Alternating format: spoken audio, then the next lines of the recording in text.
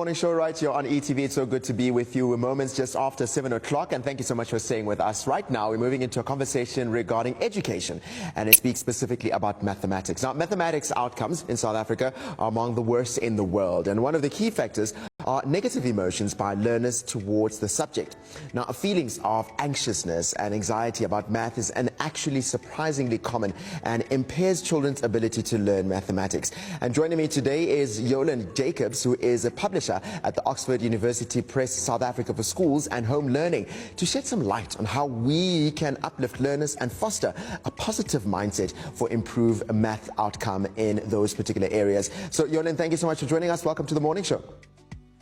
Good morning. Thank you so much for having me. It's great to be chatting to you this morning about a very important conversation, Yolyn. Let's get into talking about where we stand as a nation, South Africa, in terms of math and how we're performing and how school children are performing, rather, in schools at this point in time. So unfortunately, if you do look at the stats, it's not the greatest.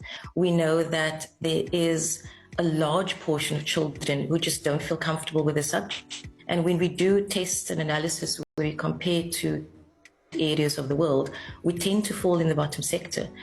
And that has to come from a place of concern. When you think about children, again, it's a statistic. At the end of the day, that's a child that sat and wrote that particular test. And what emotion and what feeling did it give? What confidence did it give them in the ability to perform well in that subject?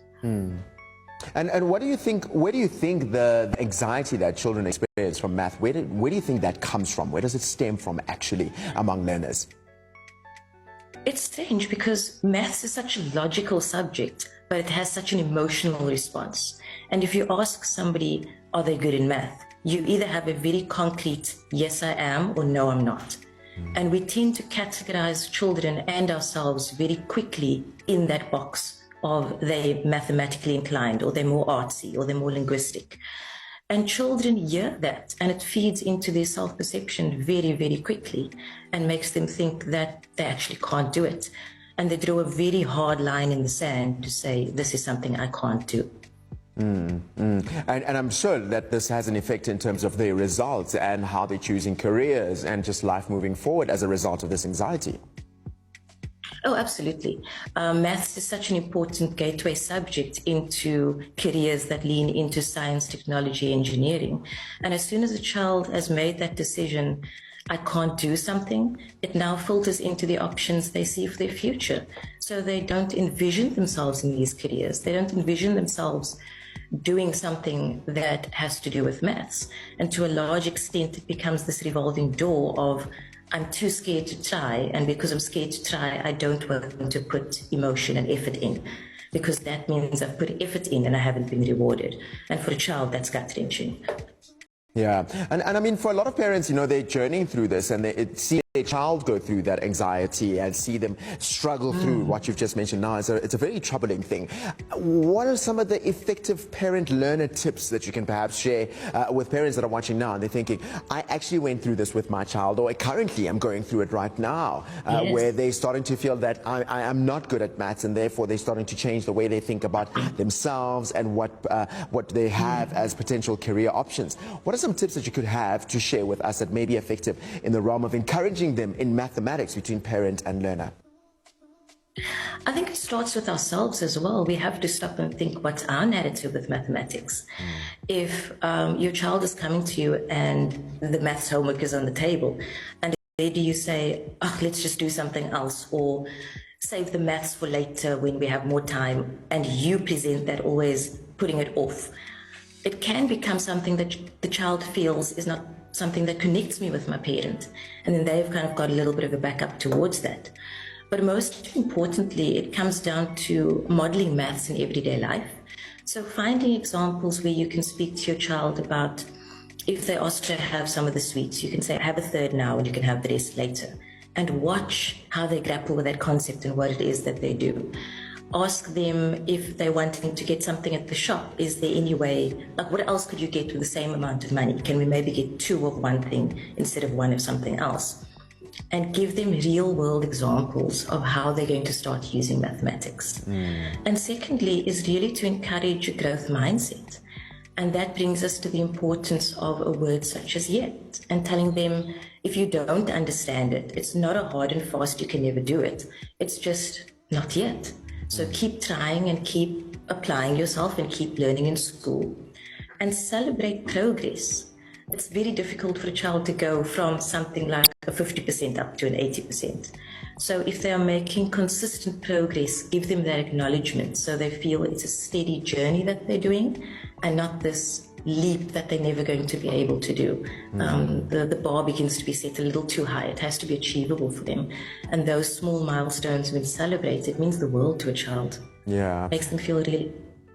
Yeah, you know, I'm thinking to myself now, with a lot of what you're mentioning, I'm thinking, man, I would have loved that when I was a child, when I was doing mathematics, to just have that encouragement and that space where I can be able to learn more and have it featured into my everyday life. But now, I'm sort of now thinking, okay, but now as a parent who didn't have that, my relationship with mathematics is not the greatest, and now having to guide and nurture my child through that must be a little bit tricky.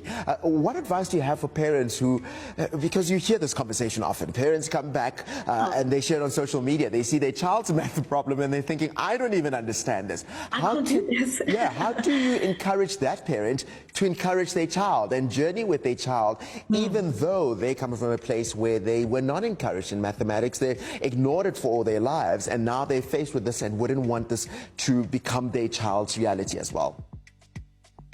It's actually ironic that you say that. Into publishing, I was a teacher for most of my career, and I'm an English teacher. That's what I did. I avoided the maths classroom. I wanted nothing to do with it, and it came across very interesting to me to now find myself in this career and having to sit and grapple with concepts. And again, it's the voice that you speak in your mind of changing the narrative to say, I can do it, and being open to the learning journey and finding out, no matter where you are in your life, that the ability to approach mathematics is there. It's just the fear that's holding us back. And children appreciate honesty.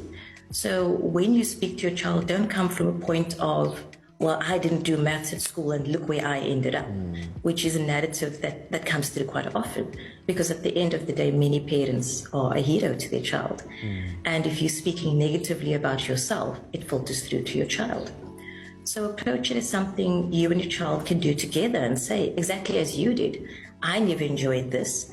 Maybe you can teach me something. What did you learn at school today? And show me what it is that you've done.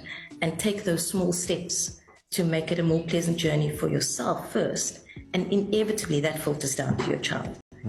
Man, I think it's really encouraging for a lot of parents to realize that they actually have a role to play in getting their children to fall in love with a subject such as mathematics, which for a lot of people they feel like it's something that's far for them. Let's talk about the Oxford University Press South Africa. What's some of the initiatives or specifically resources that are available to promote a positive attitude towards mathematics among learners?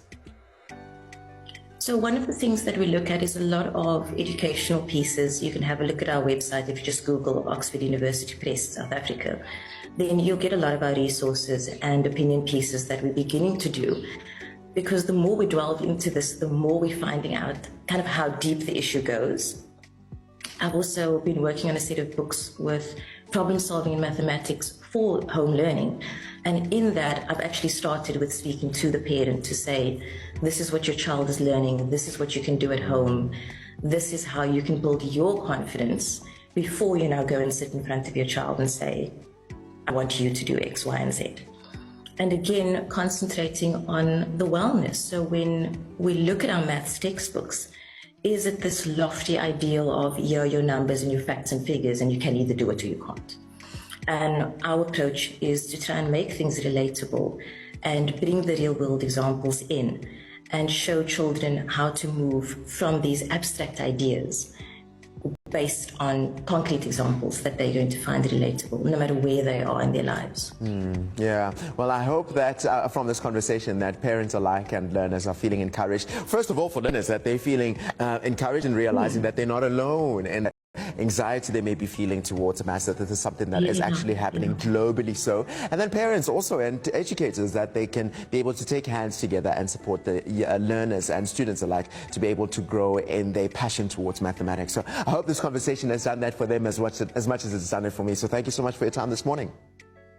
Oh, absolute pleasure. Thank you so much. Have a lovely morning. Same to you, thank you. That's how we wrap up our conversation this morning, and it's an absolutely encouraging conversation which proves that fostering a positive mindset towards mathematics is very important for our learners' success, for your child's success. And a big massive thanks to Yolyn Jacobs from the Oxford University Press South Africa for her absolutely brilliant insights today. And remember, by prioritizing mental wellness alongside academic